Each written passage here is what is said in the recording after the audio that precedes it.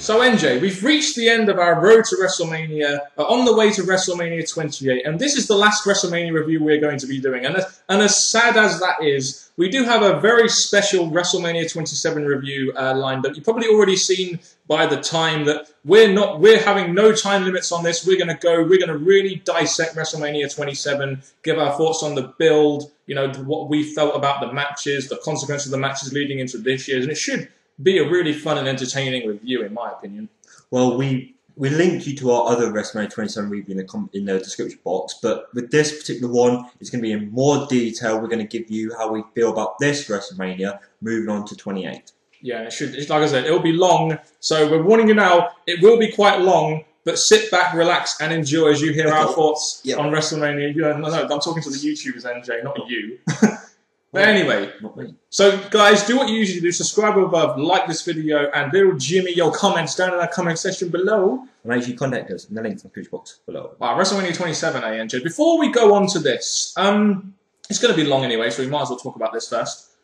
How did you feel last year going into WrestleMania compared to, say, this year?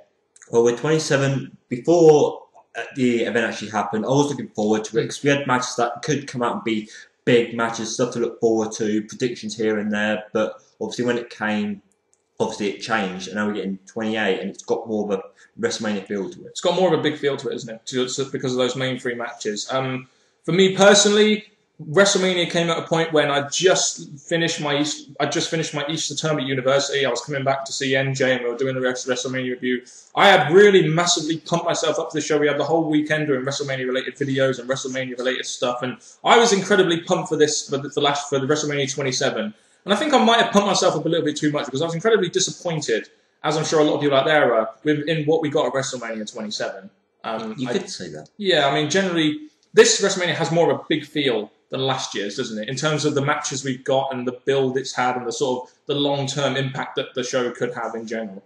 That is true, but again, WrestleMania, even though 27 didn't live up to what we were hoping for, it still came out with stuff that it needed to, so I guess it did its job, and we'll go into more detail now, yeah.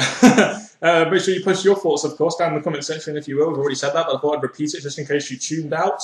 You wouldn't even hear me see me say that, so I don't know why I said that, NJ, but there we go. There's probably going to be a lot of botches in this review, but there'll be a lot of good points, so we'll make up for the botches with John Laurinaitis style, bitch. I mean, going into WrestleMania, the first thing I want to comment on, NJ, is that ramp and entranceway was really good, wasn't it? They made that really, that's probably the best WrestleMania ramp I've ever seen. But when it comes to WrestleMania, they do need to obviously make the stadium, the arena, everything look great, and their concentration was the ramp this in 27. It was very nicely done, a big attraction for the wrestlers to come down. Yes, and unlike most reviews that we do, we're going to start this one talking about the dark match, because as you guys all know, the dark match was supposed to be on the card. It was Sheamus versus Daniel Bryan for the US Championship. Obviously, Sheamus is the heel, Daniel Bryan is the face. But this got dropped down the card, and I think that disappointed a lot of people, thinking that this could be a good opener to the card, didn't it, really? Well, with these two wrestlers, yes, they were still, at the time, at a place in their career where they were worth watching. And it's sad that this match obviously did not make it to the card itself. I mean, at the time, you had Sheamus, who was kind of on that losing streak, remember?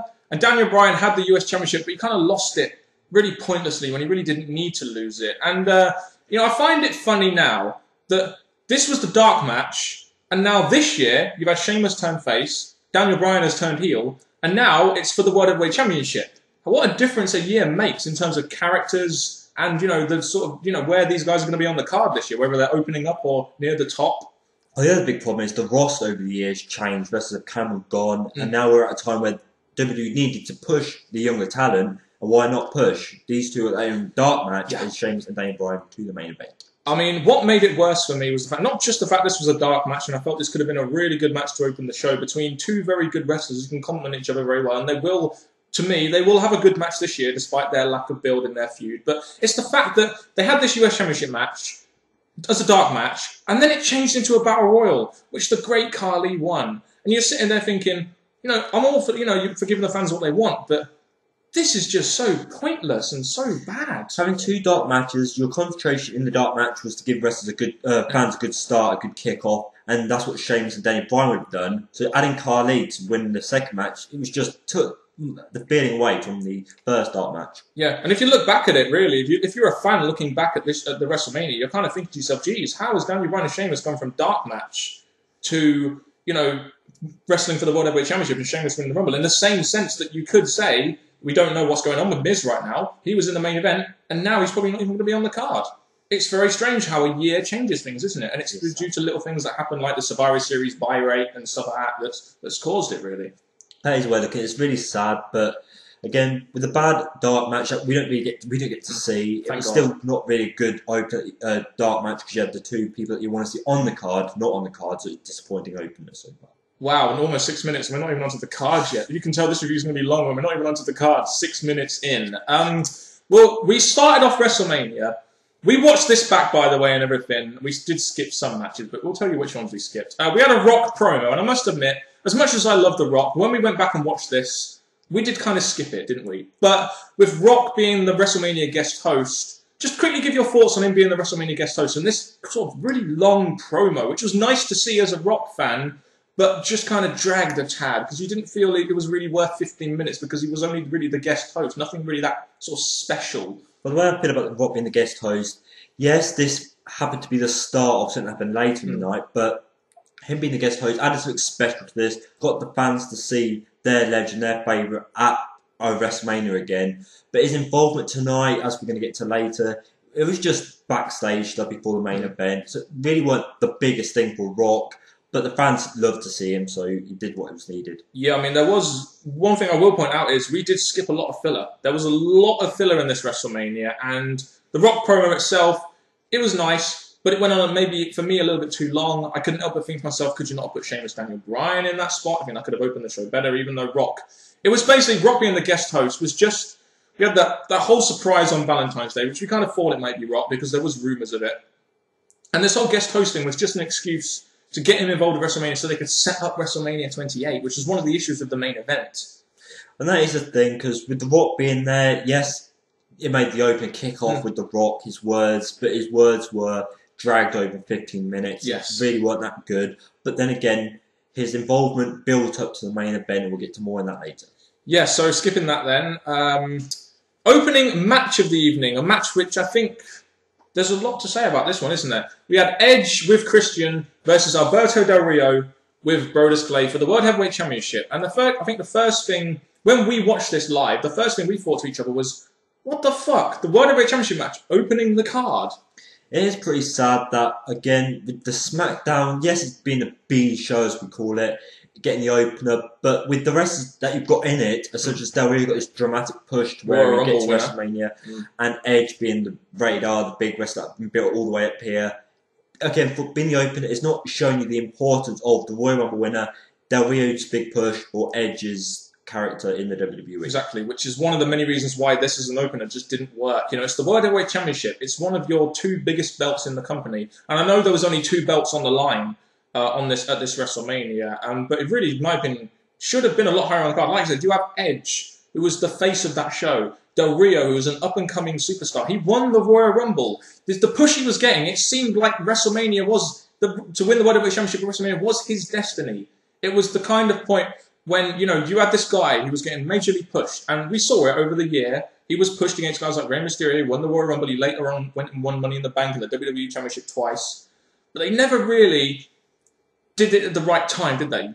They had Del Rio win the belt down the line, but WrestleMania really was the time when you needed to have the guy win the belt. Because the thing is, with Del Rio, his booking, again, we're just getting on to the match. His booking was brilliant. It showed him that, yes, Del Rio's got to win this because of his push.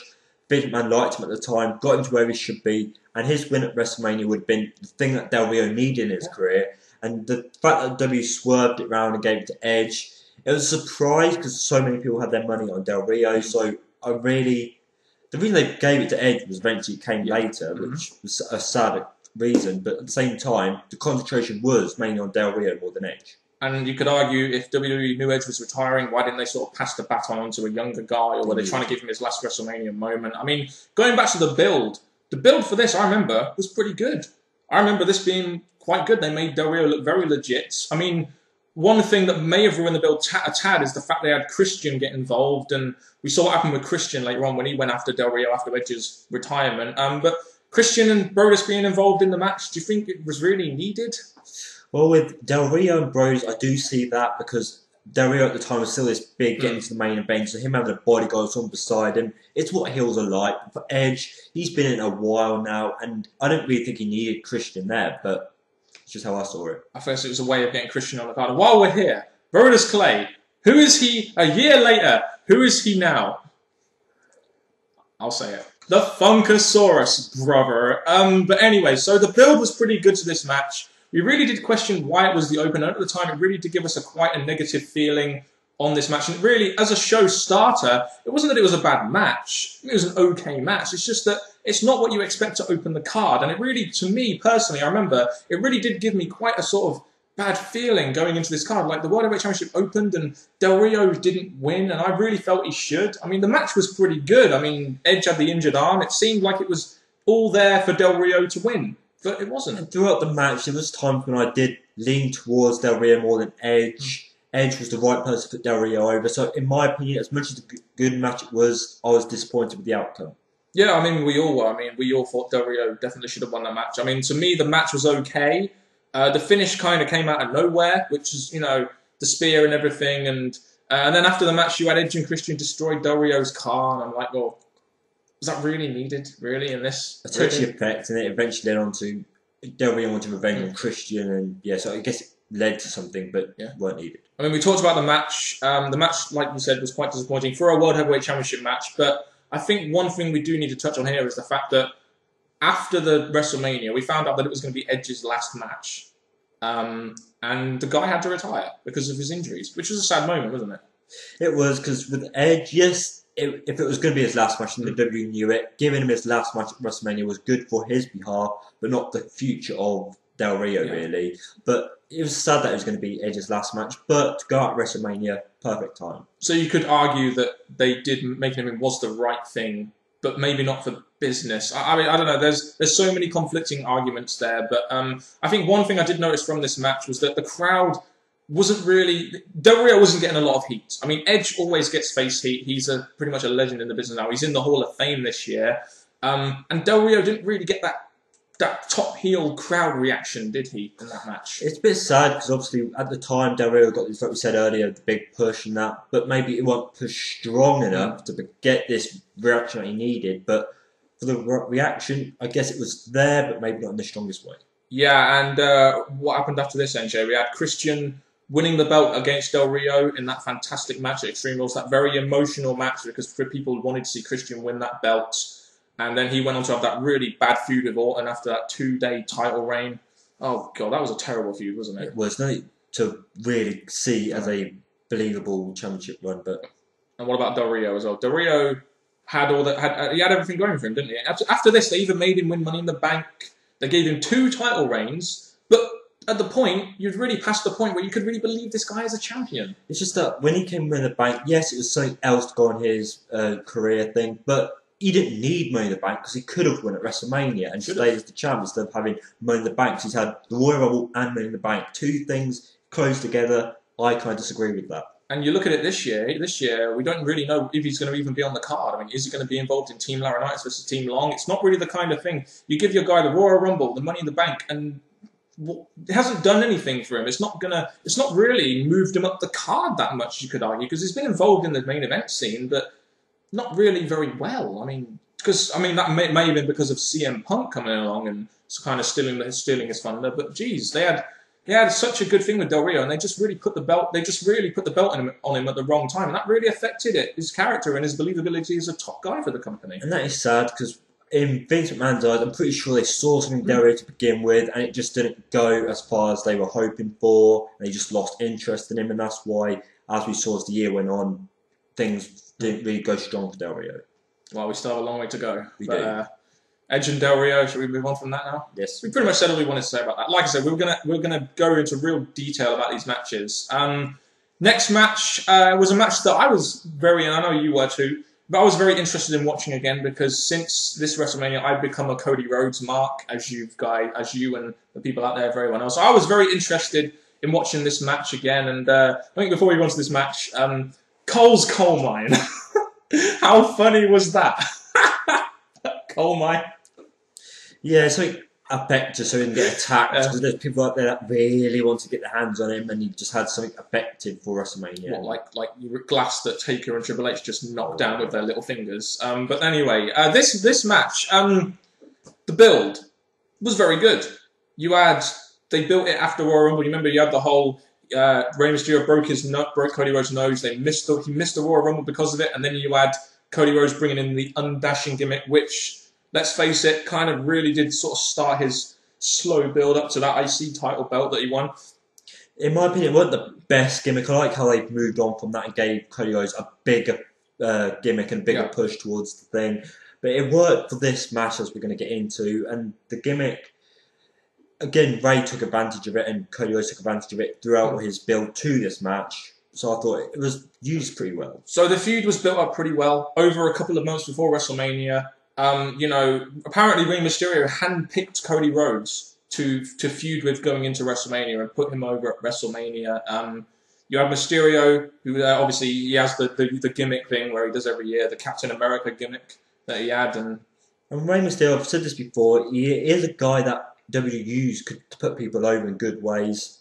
I wanted to go up against Cody, a guy that WWE knew there was something there with him, and given the WrestleMania match, gave him the push that he needed. Yeah, and of course, and we've seen throughout 2011, obviously WWE want to do something with the guy because they're doing the steady sort of slow build rather than the sort of going up there, back down again, up there. They're doing the nice slow build with Cody Rhodes, and I think this match was a real defining moment for Cody Rhodes because obviously, like we said, he won this match. He got put over by Rey Mysterio, and a nice defining victory against a former bodyweight champion and still let's face it, a top guy for the company in some way or form in terms of his merch sales and everything. So it was one of those matches for Cody Rhodes which really benefited him because after that whole thing with Randy Orton at WrestleMania 26 where he kind of got buried, let's face it, he really needed something to give him a lift. And remember at the time we all thought Ted DiBiase was going to be that guy. It's amazing how Cody Rhodes sort of got that, and now with that gimmick that he got, the dashing gimmick, he's just been going up so much ever since. And this was the sort of like the moment where he really started kicking off. Because at the time, Cody Rhodes obviously had done things to get to where he is at, and a match against Rey Mysterio, the guy being Rey Mysterio, a big guy in the company, world heavyweight champion, and all that, he was a right guy to put Cody Rhodes over. And you could have chose other wrestlers, but Rey Mysterio being the small guy he is, the guy who had done big things in his career, was the right match to go with Cody Rhodes for WrestleMania. So I really, really like the choice of wrestlers, the match, how it performed. It was just really nicely done. Yep, the feud, the people in the feud. The match itself was, looking back at it now, it got like 12 minutes. They got a lot of time to tell a story. And I think one thing I did like about this was not just the performance, because you stick Cody Rhodes as a good in-ring performer and Rey Mysterio together, you're going to get a good match. But some of the storytelling and some of the subtle aspects of this match, like the mask, the knee brace, some of the things that really added to the storytelling, didn't it? And the storytelling in this match was very good. Well, the way they had built it over a couple of months to get to where they were at, the fact they continued it, showing it in this WrestleMania match, really helped the match to be, as well as entertaining. It had a lot of things going for it, which basically showed how much they want to go against each other because of their build-up to this match. Yeah, let's not forget that little thing with Dusty Rhodes when Cody Rhodes took the mask off and chucked him into the... Oh god, there was all sorts of good build in this, especially involving Dusty Rhodes. And during the match, you had Rey Mysterio putting on the mask and using it on Rhodes. That was legal at the time, and Cody Rhodes did it. That was kind of like the retribution. But the finish of the match came when Rhodes used Rey's knee brace to win the match. And again, that was good storytelling. With the knee brace and everything, he used the mask against him. He's using Rey's knee brace on him, as he just did have the injured knee. We do know about his legitimate injured knee, Rey Mysterio, which is why he's out right now. It was a good way of finishing. Yes, you could have had it. Cody Rhodes get a clean win over Rey Mysterio, but the fact that he's trying to build himself as a really strong heel, the way they finished this match, I'm not going to bolt it. It was a clever way of doing it, and I just thought it was a brilliant way of finishing this great match. And I think this match here is a good example, especially for Cody Rhodes, because Rey Mysterio at the moment is injured. We don't know whether he's going to be involved at WrestleMania. He's close to a return. It's a good example of steady progression, because you've got Cody Rhodes beating a Rey Mysterio here, and he won the IC Championship. He's held that IC Championship now for 200 odd days, and now he's going to be facing Big Show, who, let's face it, is another big guy for the company in terms of not just his size, but in terms of the fact that he's won whatever championships. He's a big star for the company, and he's facing him for the IC belt. So you've gone from Rey Mysterio to Big Show, And you've got to imagine in 2012, after WrestleMania 28, or to maybe 2013, they've got to do something with Cody Rhodes because they're really building him up to that point where they're going to have to, cash on him when they can. Well, that's the thing, because from Rey Mysterio to Big Show, obviously between that time, Cody Rhodes had been a concentration in the WWE to get him to where he's at. And the Big Show, again, just like Rey Mysterio, World Heavyweight Champion, done this, done that. He had been built up to be a wrestler to face Cody Rhodes. And the way they've done it with Cody Rhodes after this 27, I can't bolt it. They really showed that Cody Rhodes is going to be a future star in the WWE. And I just want to say this right now. For all those people that think Dolph Ziggler is better than Cody Rhodes, well, look how WWE treat like a Dolph Ziggler who 1 minute be in the WWE title match. In this WrestleMania, they thought so much of him, they put him in the Snooki match. At this year's WrestleMania, they're thinking so much of him, they're putting him in the John Laurinaitis match, whereas they're giving Cody Rhodes a singles match where he can really stand out as a performer. I think that's a good point to make here, especially with Dolph Ziggler, because there was a lot of guys we really wanted to get singles matches this Mania. We got Sheamus, who's against Daniel Bryan. This Mania, we were going to have Barrett until he got injured, of course. Cody Rhodes has got a match, and Dolph Ziggler's kind of just in this clusterfuck. It is sad, but again, the concentration at the minute is obviously they see more in Cody Rhodes than Ziggler. Ziggler will probably get it late down the line, but at the minute, as we can see from this WrestleMania and 28, Cody Rhodes the concentration now. Ziggler versus Foley would have been a good feud for him at WrestleMania, wouldn't it, this year? Anyway, sadly, I'm sad we didn't get that because that could have been good. But anyway, moving on from that match, as sad as it is for me as a Cody Rhodes mark, NJ, move on to this: Kane and Big Show and Santino and Kofi versus the Core. Well, the thing I want to say about this, I find it a real shame because today, especially for this video, I brought my Nexus shirt because I thought it was going to be against Nexus. No, but you can do that in the Randy Orton CM Punk match, so save it for them. Nexus don't make it to WrestleMania apart from CM Punk, and I just thought, why can't Nexus have a match at WrestleMania? Well, that's a good point, because Nexus, while you're there actually, good point, because Nexus were a massive faction in the middle of 2010, and then we get to 2011, and they're kind of folded, aren't they, because Orton kind of buried them, but the Core make it to WrestleMania. Oh yeah, they were a newer faction, weren't they? But the Nexus team, which is as big as they were, even though they kind of knew Nexus, they didn't make it to WrestleMania, and maybe this match could have been better if the Nexus were involved, because Nexus were the bigger, badder team, but I don't know, it's just disappointing that the Core, that I didn't really like as much, got their WrestleMania match and Core didn't. Nexus didn't. We'll deal with this match then. Nexus stuff we'll save for the next one because that is to do with Nexus. God, the build to this match was poor. It was so last minute. And remember Kozlov got injured? They had to replace him with Kofi, and it's kind of like, Jesus Christ, was this the best way you're gonna showcase Kane, Big Show, Wade Barrett? Was this the best you had for them? It was so poorly built and so last minute, and the match only lasted a minute and a half. It was a joke. It was kind of horrible because the way I see it, the face team, again, some of them I've said many times, I see them as heels, so they're like their faces and doing all this, and then they go on, have a short match and do the dance at the end. It was just really horrible to see. Yes, the crowd loved to entertain, but you don't really expect it to see it from like a monster like Kane. The match was horrible and not a really good push for Wade Barrett. You could, I mean, the thing is, the Core was never that great of a faction, nowhere near as good as Nexus. And this WrestleMania kind of summed everything up. You gave you gave the Core a minute and a half. The faction sucked, and afterwards, not only did they kind of bury the Core here a little bit in a minute and a half, but after this you had Zeke becoming IC champion and going against Wade Barrett. And again, what's Zeke doing now? Nothing. Barrett is now injured, of course. They've obviously got something planned for Barrett. But the match stuff just did very little. You couldn't even go as far as to maybe giving Wade Barrett and the Core a WrestleMania win. Just stupid. This here did nothing for no one. I mean, look what happened to the Core. Look what happened to Zeke. Look what happened to Kane after this until he made his return. Look what happened to Big Show after this. Well, what I can say about this is that obviously with entertainment, with WrestleMania, they do the entertainment matches. I think this was just basically it, because the faces did all the funny, entertaining stuff. But in direction of the year to come, there was just like following this. It was just filler, wasn't it? It was just like, let's get these 8 guys on the card, Core. We're not having that much confidence in. We're going to break them up anyway. So I don't know, and it's just a shame this year Wade Barrett got injured, and because he would have won Money in the Bank, wouldn't he? With Wade Barrett, I like how he's progressed from this year's to next year. It's just really nicely done. It's just a shame that he could not have got the push at this year's WrestleMania towards 28. He had to wait a whole year. Survivor Series, pretty much, wasn't it? Pretty late, yeah. Well, the thing is, they had Orton and Rhodes. They had that rivalry going. All of a sudden, they kind of like cut Rhodes off a little bit for Barrett, didn't they? And then Barrett all of a sudden got in there, was against Orton, got the win at Survivor Series. It wasn't until then they really sort of put the brakes on Barrett's push and now he's in. He was obviously going to get a Money in the Bank win at this WrestleMania, but unfortunately he got injured. It's a real shame, isn't it? It is a shame. It's two WrestleManias in a row where Barrett isn't really going to be doing that much, and for a big star like Barrett, that's very disappointing. When you look at guys like Cody Rhodes, who've had 2 in a row, and there is a chance that Barrett's going to get his push towards the main event or that later on, but it's a shame that it's not going to be done at the biggest stage in all of WrestleMania. Yeah. We'll move on to the 4th match on the card: Randy Orton versus CM Punk. We were talking about the Nexus. They were a real good faction in 2010 with Barrett at the helm. They had that great feud with John Cena, probably feud of the year in my opinion. It was a very interesting feud. And then you go on to what they did with them. They had Cena beat Barrett at TLC. You had Barrett going over to SmackDown with the Core, and then you had CM Punk being the leader of the new Nexus. And CM Punk as a performer, great. He was great on commentary. The feud with Cena didn't really finish like it should have done, in my opinion. But CM Punk as a leader was good.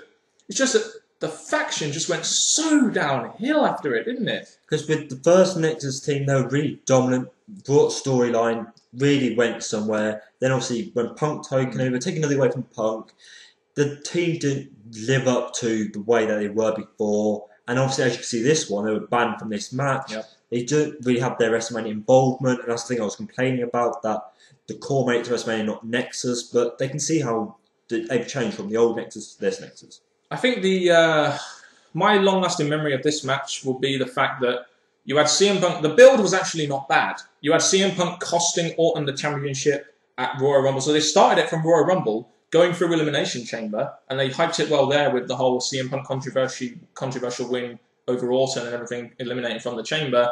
And at this point, in my opinion, the Nexus were getting pretty much buried, weren't they, by Orton. People say that Cena doesn't put guys over, but at least he put the Nexus over. At least he put Kane over. You know, look how Orton buried the Nexus. Orton is kind of burying Kane at the moment. Well, the way I see it with Cena, I'm not going to defend Cena because he did ended up burying Nexus when he said, I'm going to take you all out, and then after he took them all out, they just went downhill, and Nexus never actually got the proper win over Cena. Then it comes to this, Orton's doing the same. He's not actually helping out the Nexus, so to be honest, they're both bad as each other. But this is an example of a chance to have done something differently, but they didn't. And I think, like I said, the build going into this was okay. Just that never at any point did I feel Punk was ever going to win the match. And that's, a guy like Punk, who at this point was incredibly underrated. People loved CM Punk, his mic work, and, look what happened in the summer. When we had CM Punk cutting that promo, and all of a sudden he had all that steam, and now he's lost it a little bit. But you look at it now, and you look Orton versus Punk. Now Orton is in kind of, let's face it, a filler match against Kane. And CM Punk is facing Chris Jericho for the WWE Championship. You've gone from Orton beating Punk to now Punk getting a much better match. And arguably you could say CM Punk is the bigger star out of the two now. Would you not agree? Well, the way I see it is that I think they had plans for Orton, but then Barrett's injury may have changed that. I don't know what they did, but I think Orton could have had a better match at WrestleMania if the injuries didn't happen. But SmackDown's famous for that at the moment. Yes. But with Punk, yes, he is getting a bigger push now, but I guess they're trying to build up Punk, hopefully, within this year to come up to be the big star, the star that everyone likes. Yep. And Orton's going to be...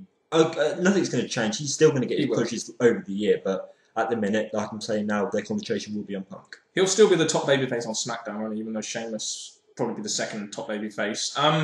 But I know we're dwelling a lot on this, but there's a lot to say, isn't there? Like CM Punk and the Nexus just never ever looked strong against Orton, which is stupid because the heels generally to generate heat need to be on top most of the time.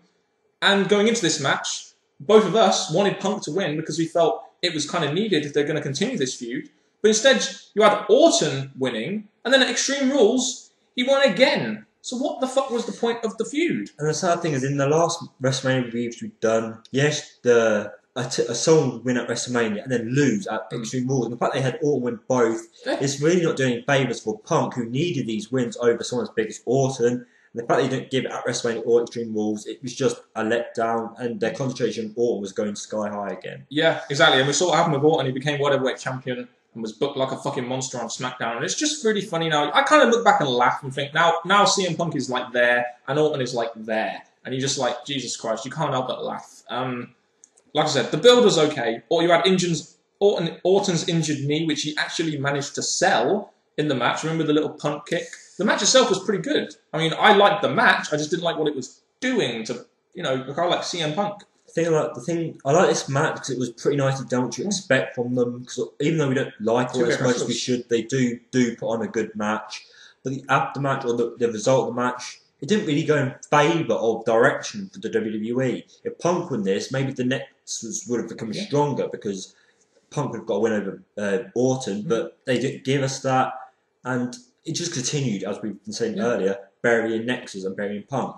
It just became another excuse to get Orton another win, and they continued the feud. I mean, the match itself was very good. The finish was well done, but you expect that from Orton and Punk because they're both very good wrestlers. Orton actually sold his knee in the match, which was very good. It's just like, they continued it onto Extreme Rules, and they had that Last Man Standing match, which again was another good match, even though it opened the card. And, it just... This match, like I said, it was a good match, but it didn't lead to something that was good. Even though the match was very good, it was just another excuse for Orton to win another match at WrestleMania, mid-card. And that's the way I look at it. It's just a shame that they're booking for this. Like, so far in our WrestleMania, I'm not going to lie, the booking of this WrestleMania has not been the best. Like, we can complain about the opener. The only match with good booking was the second one, so far. Cody Rhodes. It would be the way, and that's just sad, but we'll get to the rest of it now. The rest of the show. You finished with the Punk and Orton match? Yeah, because to be honest, it's just a bad ending in my opinion. A bad ending? Well, to the first half of WrestleMania. You could say it. And also, the match, it could have gone a completely different way and helped the future of Punk, but they didn't want to do that. It's like a lot of people say, you can judge the match via match rating. Fine, if you want to judge it, if you want to be an ROH bot, judge it by its match rating. But if you really look at it closely, you can kind of think that it was a kind of like a bad match in that sense. Okay. And WWE has now shown you who's the biggest star, really. But there we go. That's probably mostly due to Punk's awesomeness. But that's very there we go. Right, while we're here, we're also going to touch on the Hall of Fame. We have Shawn Michaels headlining the year after he retired. Would you say that obviously he deserved it, but would you say he should have been maybe inducted a bit later? Or well, the fact that he had his big, awesome match and following that he was inducted, I can see why they did it, because they said, you've had your big match, we're going to put you in because of your big match. But normally when it comes to Hall of Fame, like some of the ones we've got this year have been years waiting for it. So I guess in two ways, you can see it for two ways, I think. Road Warriors are in there, which is a good induction. They're way overdue, in my opinion. Hacksaw Jim Duggan, again, he was always going to get in there at some point. Bob Bullet Armstrong, he has a son referee, and he's the father of Road Dogg Jesse James. Sonny, Diva. Abdullah the Butcher, known for his, his name is there for a reason. He's a butcher. He bleeds all the time, but there we go. Terrific hardcore matches. It wasn't and also, don't forget Drew Carey. Drew Carey, what a joke. They booed the fuck out of Drew Carey. Thank fuck for that.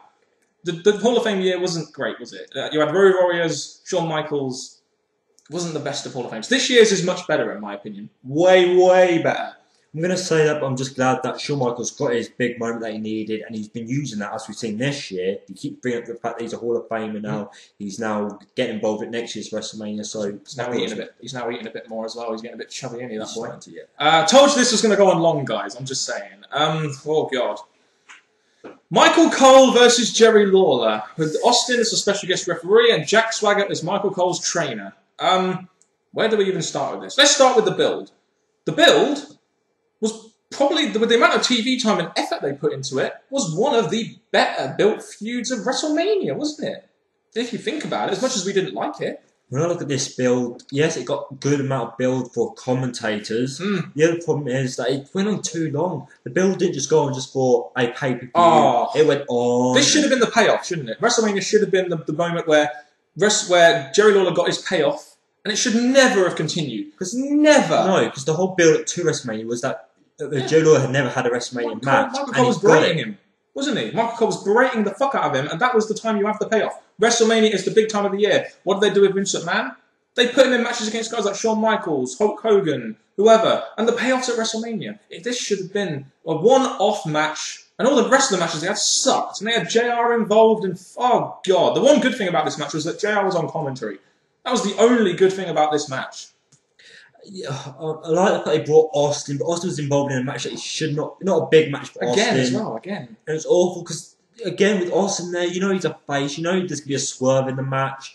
And the whole thing is, yes, King gets the win, yes, thanks to Austin. Oh. But then the match swerved, and the anomalous general manager, we've seen how far that lasted, basically cut the match off and gave the win to Michael Cole. And it's funny, during this feud, we actually saw a real development of Michael Cole's character, didn't we? Like, we saw him as this guy who we thought could probably be a good manager for a heel, especially for a guy like Jack Swagger who can't really talk. But we saw an entertaining yet annoying side of Michael Cole, which really changed our opinion of him. But I must admit, the build to this, they devoted a lot of TV time to it, when they could have devoted it to other things, I may say.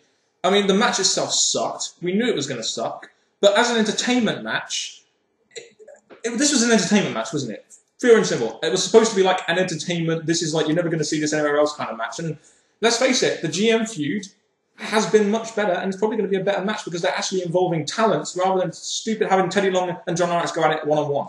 Well, the entertainment in this had gone from the last pay-per-view before the pay-per-view before that, whenever it started, it just went so quickly, and I really thought, okay, we kept our prediction was going to finish here, but when it didn't, I just thought, why? It was a perfect end. Yeah, Michael Cole ended up winning thanks to the enormous general manager, but it was still a way of finishing it. But well, remember you had Jerry Lawler going after the title against Cole's bum boy Miz, and then after this you had that. It finally finished over the limit, and we was just like, thank God for that. A payoff. The payoff that should have been at WrestleMania was I think it was over the limit when you had Bret Hart coming and he had to kiss his foot and all that kind of stuff. You had Eve Torres coming down and Natalia or whoever, and this feud sucked, and it just took time away from actual talents, didn't it?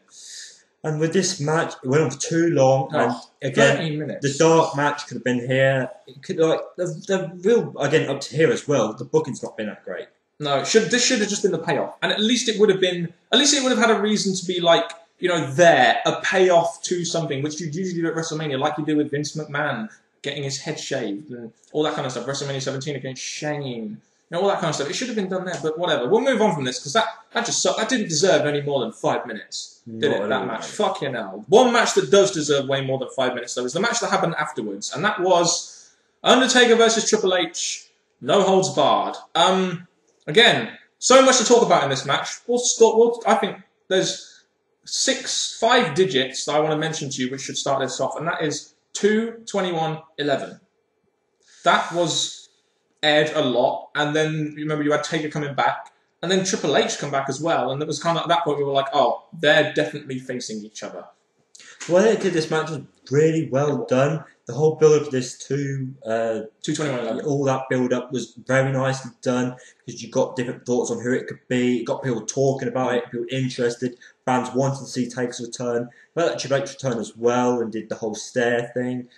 All the WrestleMania symbol, very nicely built. A match that, yes, we'd seen before, but a match that, again, even if seen before, they wanted this match just because of how you felt on their return. Yeah, I mean, you say they had a match before, but did they? Because they ignored their fucking history, didn't they? They ignored Triple H's match against Undertaker in WrestleMania 17. I've got to be honest with you here, NJ. I know you like this match. Obviously, you like Triple H and all that kind of stuff, which you're entitled to your opinion, but as soon as the 2-20-11 thing happened, yeah, that was good. And then you had Triple H coming out, and it was just... And then after that, in my opinion, I couldn't help but feel, and I know you felt similar to me in this way as well, that they should have been facing other people. Like, it didn't make logical sense, because you had Sheamus taking Triple H out, he comes back, he buries Sheamus in, like, 2 minutes.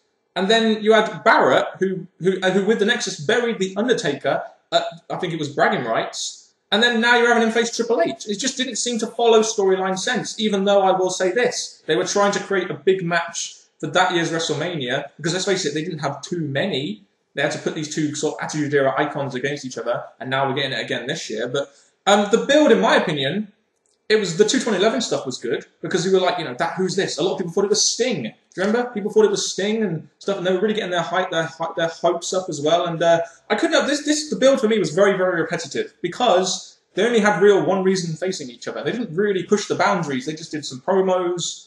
That was really, I felt the build was very poor, but we got a very good match. Well, look at this, and I do agree that the match could have been against other wrestlers, which would have made more logical sense. People were predicting that it was going to be Barrett and Taker and Sheamus and Triple H, which would have been logical to how the past had built up to it. So for it to swerve to this, the way they did it, it was a surprise. They did want to face each other, as you heard the promos building up to it, so I could see why they did it. You said about this should have been given to a younger wrestler, but I think at this time they didn't think that it was going to be Taker's last WrestleMania. But the way this match went, they could see that Taker's not got much left in him. So I think this match actually said, right, maybe we should concentrate on a younger wrestler. And I think this match, obviously the way it ended led on to this year's match. I mean, the whole story for this match was Triple H going after the streak. I mean, it was very simple. Just to me, the build wasn't very good. But we'll talk about the match now. The match itself was, well, let's face it, when we were watching it live, we were on the edge of our seats because WWE booked this in a way which we legitimately thought Triple H was actually going to end the streak. And people may say, yeah, it was slow, it was a finisher fest or whatever, but it told a great story. It was very dramatic. And those are two things that you don't get very often in matches. And that is how good Triple H and also Undertaker's streak is. It creates so much drama, which made this match so much better, even though it wasn't a great technical style match. No, the fact they had the special entrances leading into this gave you a feeling that there's something special about this match. And like we were saying, the performance of both wrestlers, you might say it was slow, like we've said, but the fact it built up to being all these big spots, like the coal mine, the announce table, the tombstone, Triple H, the pedigrees, the choke slams, all that. There's a lot going on in this match. You thought it could have gone either way. Yes, you may call it a spot fest, but it just built up as the match went on to be a real entertaining, great match. Yeah, I mean, it went 30 minutes, and it probably might have been better maybe going 25. I don't know, maybe just being picky here, but Triple H basically used, the whole story here was Triple H tried to do everything he could. He brought in the sledgehammer, he did Taker's own tombstone, he did 3 pedigrees, and it was basically them trying to sort of, I think they were trying to up what happened against Taker and Shawn Michaels. And that would always be an epic match. And this was the second best match of the year behind John Cena and CM Punk, in my opinion, at Money in the Bank. Like I said, it told a great story, which is first and foremost what you need to do in a match. It needs to tell a story. That's what the wrestling business is all about, and it needs to draw money too. But we won't go there. And the match itself, Triple H tapped out of the Hell's Gate after he couldn't quite get to his sledgehammer, and it's little subtle things like that which make guys like Triple H and Taker such good professionals. The way it built up towards the end, yes, you had all the things that, Triple H has got it here, Triple H has got it here. The fact that he did the Hell's Gate, quick manoeuvre, got Triple H caught, and it was a different way of finishing it instead of like a tombstone like that, but it was a very nice way to finish, and I really felt that, obviously, the way Triple H was going, he did not want to give up. Eventually, when you're in a move like that, as we've seen in the past times he's done it, it does eventually end the match. Yeah, and Triple H obviously couldn't quite end the streak, but Undertaker couldn't walk out under his own power. Now, this is where this year's match comes in. We have Triple H versus Undertaker, Hell in a Cell, with Shawn Michaels as a special guest referee. We'll save all the opinions on that for our predictions video that's going to come up Saturday. But what we also said, Shawn Michaels was meant to be involved in this year's WrestleMania, because before in the build, which we didn't mention, he was actually involved in the build and saying that, tell Undertaker fans why I'm going to win this year's WrestleMania, and he just ended up just walking out and leaving. So it left you thinking, what was Shawn Michaels going to do? But now they're reusing Shawn Michaels in 28. Now, something quickly we're going to probably argue about here. I'm not sure, but with the ending of this match, do you think WWE planned a rematch between these two, or do you think they just used that finish to try and bring in another match between these two? Because it seems like it's led on quite well from this year to last year. I mean, you're only going to get Taker at WrestleMania, aren't you? Well, what I'm going to say is that this match had an ending where you thought that it could have just been a perfect finish, that you've had someone almost dominate your Undertaker, but the fact that you had it, that they're leading from that to take thinking, no, I'm not settling for that, I almost beat you, and you almost beat me and all that, and they're going to go on. So I think it is a follow-on, trying to Taker getting his proper win and being able to walk out and all that. So I think it was a follow-on. And let's hope the streak continues. I really do. I mean, all respect to Triple H, great performer, but I don't think the streak should ever end. I just think that's something that WWE should never do. Well, the way I see it, I'm going to leave more of my thoughts, but there's a two-sided opinion about this just because of how this match went, but we'll save that for our prediction video. Exactly. So, what in my opinion was a poorly built match, but ended up being really great. Undertaker is obviously out for the year. Triple H became, monster time.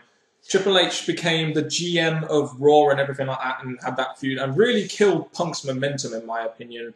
And then had that match with Kevin Nash. So I don't know. I mean, they're all leading up to it. It seemed like they were all leading up to another Taker Triple H match, didn't it, for this year's? Because Triple H did get in the GM role, meant to be putting Punk over. So his career after this year didn't go in the way that it was maybe meant to.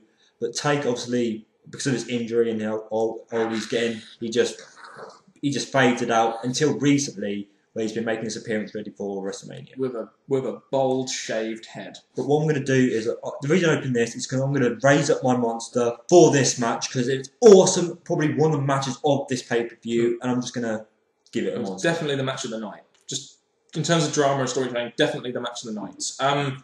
We have talked a lot about that now. Oh, yes. So we'll, to try and keep this within an hour, we will... John Morrison and Trish Stratus and Snooki versus Dolph Ziggler and Lay Cool. I'm waiting for.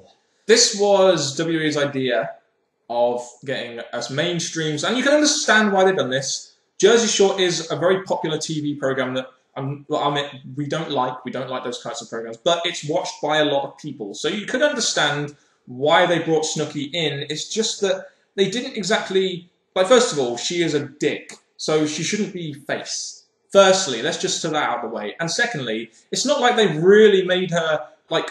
It's not like they really made it important, you know what I mean? The match itself, John Morrison, Stratus and Snooki versus Ziggler and Lay Cool. The thing about this match, I'm going to say quickly before we get into it, is that there's wrestlers in this that could quite simply have got a bigger push to be in the stupid match up there. Like Morrison, he's a guy that we would possibly wanted to see in the main event. We had Ziggler who, yes, he wasn't in the main event picture, but he could have been in a more of a better role than in this stupid match that held them back for WrestleMania. So instead, basically, what you did is instead of giving guys like John Morrison and Ziggler like a match which could help because these two guys, let's face it, were two guys at the time you thought could be big players in the future, and now Morrison has been released. Ziggler is now involved in that GM versus GM match in that clusterfuck. He's not really getting his singles match at WrestleMania, which a lot of people think he deserves. I mean, the point. I mean, this match again, it was built terribly. I mean, you had Trish Stratus in there, yet the match just. The build was rubbish. I mean, Snooki, why? Snooki's just good on Jersey Shore, but not when she's trying to act. And they didn't really hype this up, in my opinion, that great.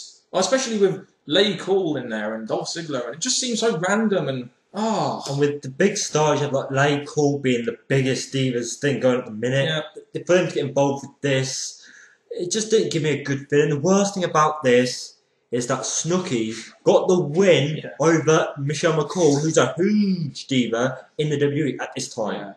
Yeah. I think one question I will always ask is, I'm not sure why this was so high on the card, but I think WWE put this there because they had that great match in Undertaker and they wanted to give the crowd a break. Or do you know how they usually have divas matches between two big matches? I think that's why they didn't, especially explains why it only went 3 minutes. Because the match was shit. I mean, the finish with Snooki was alright.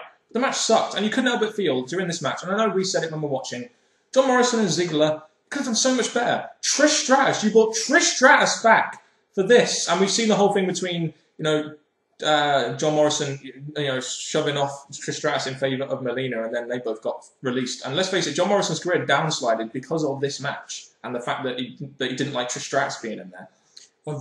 Again, I can see why some people might give good thoughts about this, but I really did not look forward to this match, even when it was announced. When it came, again, 3 minutes, I'm glad it only got a short amount of time, but the fact that this match was even made, I just didn't find this a good match at all for WrestleMania. Look, the match itself sucked, the finish was okay, but the match was awful, and it really just seemed like the core match, just seemed like another filler, let's get celebrity on the card, not really do much for the business at all kind of match, apart from maybe get mainstream attention, but you already have Rock in there. It's not like you needed more mainstream attention. You've already had Rock in there. You got your million pay-per-view buys. Did you really need Snooki?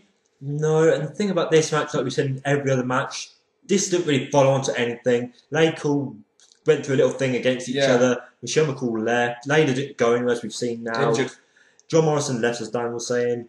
Trish Stratus, these odd appearances here and there. Snooki, just no. So this match did no good for anyone, did it, really? Sadly, no. Kind of similar to the Orton Rhodes and Ted DiBiase match down in the 26th. This match did little for no one, apart from getting a bit of mainstream exposure for WWE. So I can't really say anything good about this, but if you can, people, show me. if you got this far. Thank you. Anyway, after that crap match that we got, we're going to move on to the main event. John Cena versus The Miz with Alex Riley for the WWE Championship. I think the biggest argument of this match would be with regards to the build. The build really did kind of throw Miz under the bus a little bit, didn't it? You had the whole thing with Rock and Cena. They built this in the sense that Miz didn't mean anything as the WWE Champion, and it was all about Rock and Cena. And it's kind of like, Miz is just in the background. He's the WWE Champion. He's supposed to be your top fucking guy. And the whole build was there just to put this match on there and build to WrestleMania 28. And sadly, as in the progress building up to this, Miz did say numerous times how he seems to be an outsider, how it seems to be how he's getting in the way of the Rock and Cena thing. And I really agree with that. And it led up to Miz not being an important part of this match, especially when the Rock was the guest host and he was going to be floating around because of Cena. And Miz isn't even involved at this year's WrestleMania, so that shows you how far the guy has come down, despite having a very consistent, what we thought, 2011, and very good, he had the WWE Championship, he was involved in Awesome Truth, he was involved in TLC, Survivor Series main event, and you're thinking to yourself, how the fuck is this guy, Miz, who was involved in the main event of that year's WrestleMania, not even going to be involved in the card, so far, from what we've seen, this year's WrestleMania. There's hints because of this and later Survivor Series that thinks that there could be something more between Miz and Rock, but that would probably maybe happen at 28, but we don't know. But it's sad that he's been booked so, in a way, strong here because he's in the main event, he's the WWE champion, and as the years gone on, he's not anywhere near where he is now. I mean, Miz, when he first became champion, wasn't that well booked, was he? I mean, he went against Lawler, he wasn't booked at all well against Orton, but against Cena, he wasn't, in my opinion, he had that whole thing. You remember when he came out dressed as Rock, and they booked him well. They booked him okay. They had it on top of Cena most weeks. It's just a shame that they had to kind of just throw this match under the bus, which made this main event so pointless because the crowd were not feeling this match. They were just waiting for Rock to come out. And it's just, that's what you created in this match. You know, yeah, you're setting up a great match at WrestleMania 28, but did it need to come at the expense of that year's WrestleMania main event? The main event of your biggest show of the year is overshadowed, you know, because you're trying to build up to next year's. And that's sad. If I would have done anything, I would have maybe had a Rock, not being a guest host, maybe just made a surprise entrance in this match, just so it's not all, when's Rock going to come? When's Rock going to come? If you had a surprise, what came through the crowd, was getting screwed scene or whatever, would have done this match a lot more justice because the main contribution in this match was not the WWE Champion Miz who ended up retaining good. It was more about seeing the Rock. Exactly, yeah, and that is a massive point we need to make. I think one point I want to make here is the fact that Vince McMahon, even though this WrestleMania was bad, it's still got 1 million pay-per-view buys. And let's face it, essentially the business is all about making money. Vince McMahon, despite not having a very good WrestleMania at WrestleMania 27, got his 1 million pay-per-view buys, and now he's probably going to get 1 million more this year. So essentially, Vince McMahon's plan has worked, despite the fact that it really didn't create a very good or iconic or memorable WrestleMania in any way, apart from maybe 2 things, The Rock and Triple H and, you know, Taker. That is sad, because when it comes to this, again, what we're going to be saying is the main event of every show is the important thing that's going to leave the crowd going happy. And I'm going to be honest, the crowd weren't into this match. You might have heard a few words and that, but nothing serious like you got in the early match. Cena sucks. Let's go, Cena. Cena sucks. Even the kids kids were probably asleep, but there we go. Going to the match itself, though, we talked a lot about the build and how the build kind of buried Miz a little bit, but they did get. Remember when we were watching it and they gave them all those video packages and long ass entrances. It's like, I think all that was longer than the match, wasn't it? All the entrances. I mean, it got you hyped up for it, made it feel like a big deal. But then when it happened, it was such a disappointment because the guys just never clicked in the ring and the crowd were just thinking, when's Rock going to come? When's Rock going to come? Because they weren't interested. The entrances were good, the awesome thing, the opera singer. It was just something different to give them something special for the main event. But the entrances seems to have done more for them too than the match. The match didn't really put one over than the other. It didn't have like one looking stronger than the other. It was a good match because of the 2 wrestlers in it, but it didn't feel like a main event. They didn't click, did they? Not at all. It was a Miz vs Cena main event. You know, yeah, you're putting your WWE Championship match as the main event, of course. But I mean, and John Cena is your top guy, so you can understand why this is the main event. The involvement of Rock was always going to make this the main event. The match just wasn't good. They never clicked. The fans were just waiting for Rock, and that really affected the match. And the match ended in that stupid double DQ thing, just so Rock could come out, restart the match, and basically end the show on top of 2 of your biggest talents, John Cena and The Miz, who was the WWE Champion and retained in this match, which thank God he did. Well, the thing is, 2 things I want to say about this. The Rock's promo before he actually started the match, I found it funny, built up nicely, but when it came to the actual match we started at the end, it felt a bit flat because obviously Miz was concussion, so he has to struggle his way through the rest of the match, it looked like, as we've read before. But it was just a quick way of finishing it, and I don't know why they couldn't have somehow got themselves back into the ring without The Rock, but it was stupid booking, wasn't it? I mean, you had that double DQ thing. Rock then came into the ring for like 5 minutes and started cutting a promo. Now, in the main event of WrestleMania, you don't want promos. That's not what you want. You don't want Rock doing a promo and all that kind of shit. The booking of this was terrible in the sense that you had them get double DQ to start with, which none of the fans were happy about. As soon as Rock come out, it was But it's just the way they had Rock interfere, cost Cena the match, of course, like he did, and that led to this year's WrestleMania. As we all know, it's the main event. But then you had Rock go in and people's elbow Miz, and you end WrestleMania with a guy that's essentially a celebrity.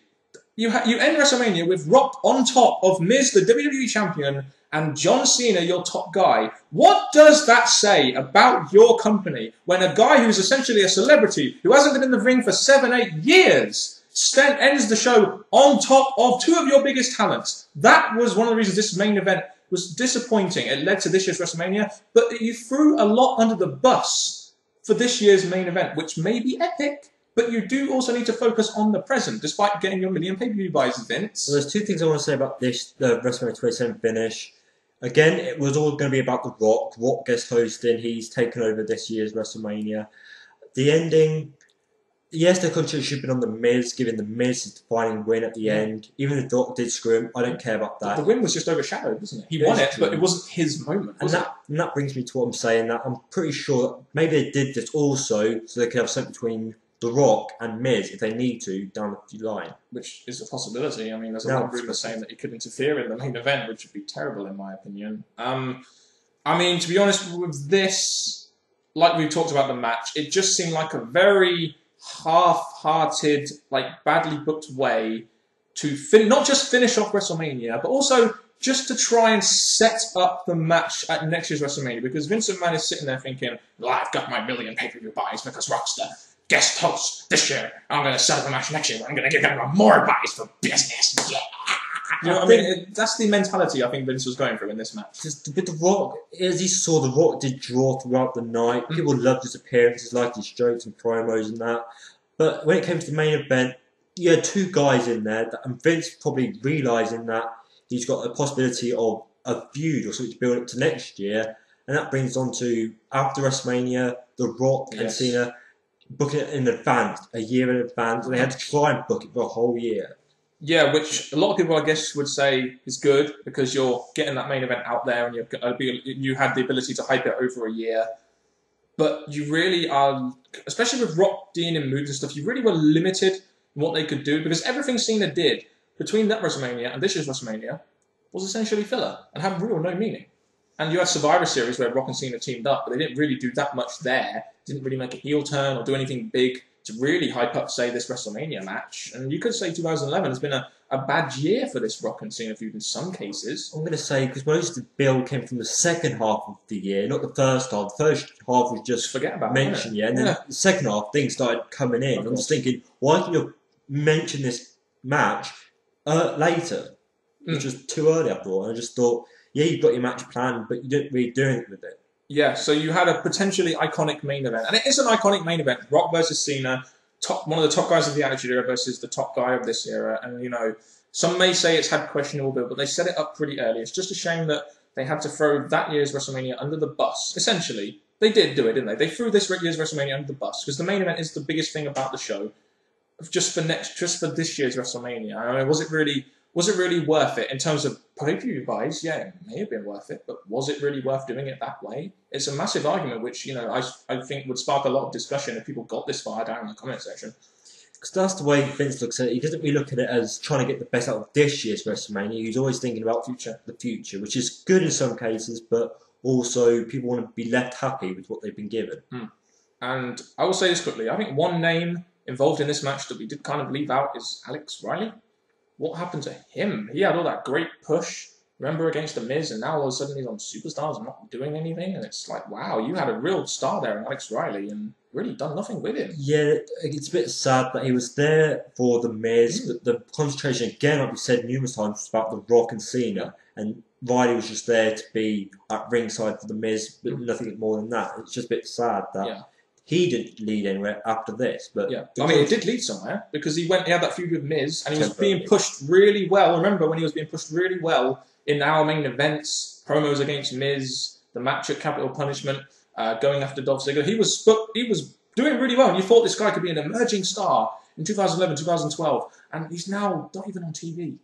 You know, that's the point I'm making here. Pretty sad. Long term, it's like, you know, this is why the video's going so long, because we're looking at a historical sort of standpoint here. But I mean, overall, the match wasn't good. They were just waiting for Rock, and yes, Rock was a great addition to WrestleMania, but you know, it did affect the main event quite a lot in the sense that you were just trying to set up next year's main event. Did they really have to do it this way? I mean, that's always going to be the big question about WrestleMania 27, isn't it?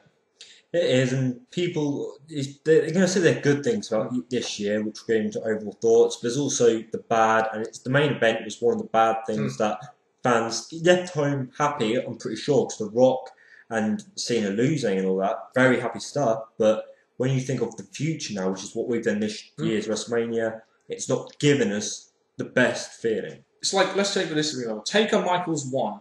You had that match. Fantastic. Probably one of the best matches of WrestleMania history. Then you have Taker Michaels 2.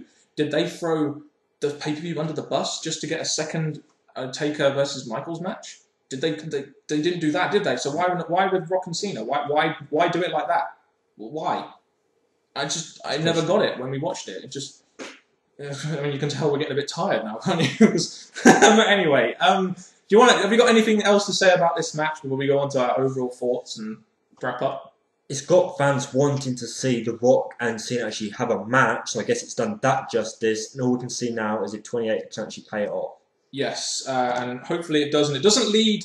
Hopefully this WrestleMania 20 doesn't lead to another match between Rock and Cena, because that will just really devalue the specialness of WrestleMania 28, which you threw WrestleMania 27 under the bus for to hype up, if you think about it. And 28 is something I'm looking forward to, so I'm just hoping that it's a one-off match and they have a great match as it is. Right then, this is going to be interesting. Overall thoughts? I mean, I remember we watched it a year ago, now we're watching it again, now looking at the historical aspect. I do wonder if anything has changed. I think we're both in agreement this was a very disappointing WrestleMania. There was things in it that stood out that I'm always going to remember, and there's things in it that I just think should have happened, and things that could have gone definitely another way. Yes. I'm thinking this whole pay-per-view, some things led to obviously next year, but majority of it could have been done differently.